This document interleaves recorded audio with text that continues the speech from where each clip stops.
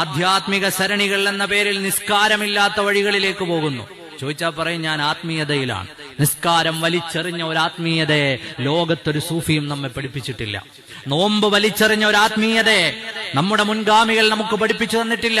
മഹാനരായ സയ്യിദുന ഇമാം അബൂ ഹാമിദ് അൽ ഗസ്സാലി റളിയല്ലാഹു അൻഹു ഈ സൂഫി സരണിയിലെ എല്ലാ തരത്തിലുമുള്ള പുഴുക്കുത്തുകളെയും മാറ്റി നിർത്തിയിട്ട് പരിശുദ്ധമായ ഇസ്ലാമിന്റെ മനോഹരമായ ദർശനത്തെ ലോകത്തിന്റെ മുമ്പിൽ അവതരിപ്പിച്ച നേതാവാണ് മഹാനരായ സയ്യിദുന ഇമാം അബൂ ഹാമിദ് അൽ ഗസ്സാലി റളിയല്ലാഹു അൻഹു.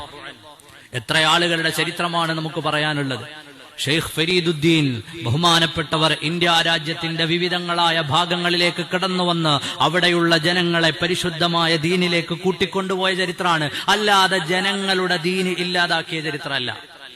ഇതൊക്കെ എന്തുകൊണ്ടാണ് പറയുന്നത് എന്ന് ചോദിച്ചാൽ, സോഷ്യൽ മീഡിയകളിൽ ഉൾപ്പെടെ ഇന്ന് റൂമിയുടെ വാക്കുകൾ, ജലാലുദ്ദീൻ റൂമി അള്ളാഹുവിലേക്ക് പ്രണയം കൊണ്ട് അടുപ്പം സിദ്ധിച്ച മഹാനുഭാവന്മാരിൽപ്പെട്ടവരാണ്.